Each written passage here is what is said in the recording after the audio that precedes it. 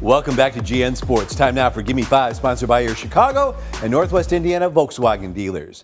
For you White Sox fans who loved the last year's terrific Last Comiskey documentary by Matt Flesch that had former players, executive, fans, and media reflecting on the 1990 season of Old Comiskey Park before meeting the wrecking ball and moving across the street, great news, there's now a companion piece, Last Comiskey, the book, written by one of the film's contributors, Ken Smoller, who contributed to the film and blends photos from it and supplements it with new material.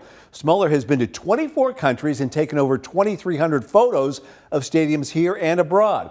But he's an Arlington Heights native and lifelong Sox fan. And when we caught up to him to discuss the book, I asked him about the moments from his times at the ballpark that still linger to this day.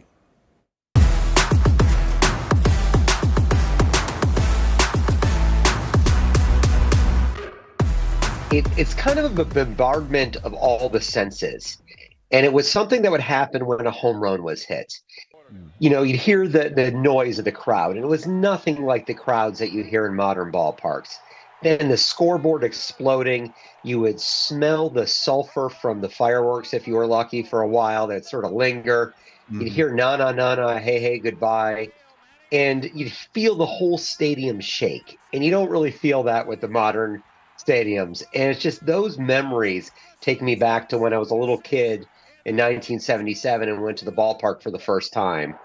And it just carried with me to this day, those memories of what a home run felt like at Old Comiskey Park. So you were baptized with the Southside Hitmen, I guess. Those were fun times. The approach to your craft is tying together what ballpark stadiums say about and what makes them unique to the cities and the communities that they are in. What did Comiskey say about Chicago? Well, one thing it said was that architecture was important. Zachary Taylor Davis, the architect for the ballpark in 1910, and who later went on to be the designer of Weigman Park, which is now Wrigley Field, of course, he really wanted to make something special. It is in many ways a reflection of the city. It has the prairie style arches and the brick detail that was common in that era. And then you throw in the fact that it was only about 15, 17 years after the World's Fair in 1893, and you had a return to the neoclassical look in a lot of ways.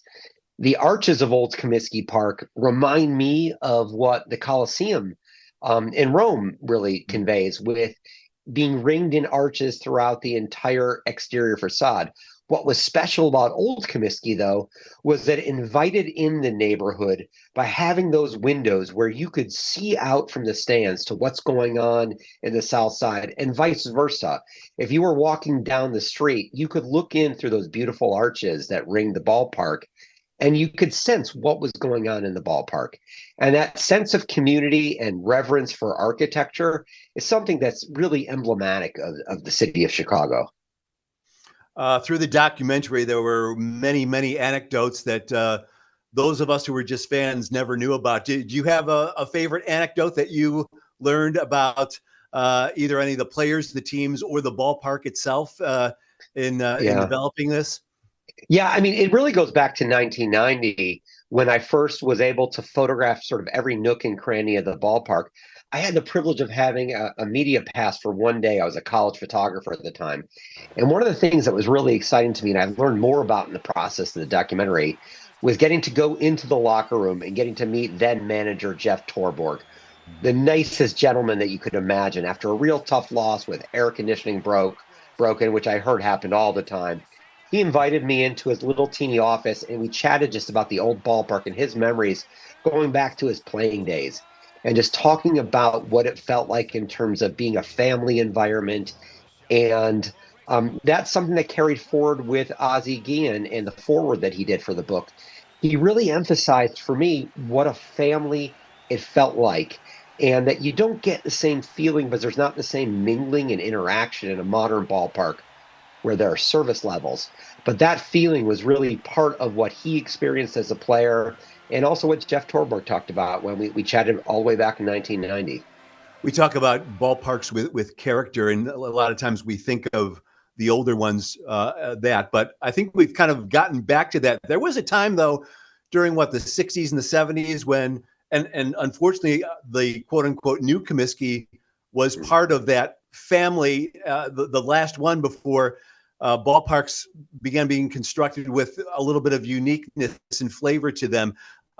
Did some of that character go away with some of those cookie cutter ballparks in the 70s and 60s and 70s that we saw in Cincinnati and Pittsburgh and Philadelphia?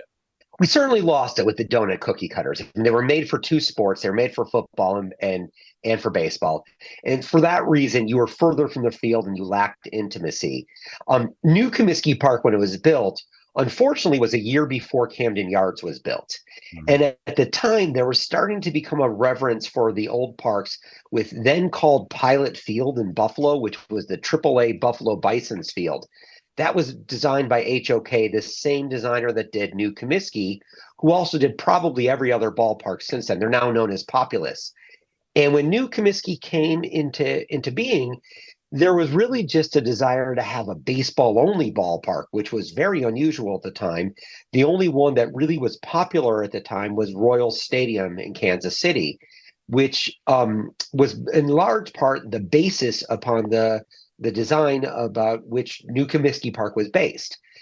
Then a year later, we see Camden Yards come out, and then all the other ballparks in the subsequent 12, 15 years had that retro feel where people wanted to get back to nostalgia, get back to baseball-only parks, away from the sort of Roman gladiatorial feel of those round donut ballparks that were built in the early 60s and late 70s. Do you have a most significant or favorite thing that you didn't know about the old ballpark that you learned since that it has come to light to you during all this research? One of the things that I loved was hearing from Dan Evans, who was an assistant GM at the time, that they did these studies in 1983 that reflected that the team was hitting fewer home runs than their opponents, given the way that they were configured. They moved the home plate up 9 feet based on those research statistics. And then there was an explosion of home runs that led to many ways the success of that 1983 team. You saw a proliferation of roof shots that you don't get at the new ballpark with only a single deck outfield. And it's something that really was kind of interesting to see how the ballpark changed over time, having those fences come in to go out, having home plate come in and out, and how it really changed the ballpark. Ken's book, for those of you who'd like to order, it's not on Amazon or any of those sites. Find it at lastcomiskey.com. Ken's holding a promotional event this Thursday night at Chicago History Museum with Jack McDowell, Evergreen Park native and former reliever Donnie Paul, and Ron Kittle. Unfortunately, the event has already sold out, but any Sox fan, especially those over, say, 40 years old who had memories there, check out Last Comiskey, the book. The memories just come flowing back there, Dave, when we see those videos and pictures. No question about that.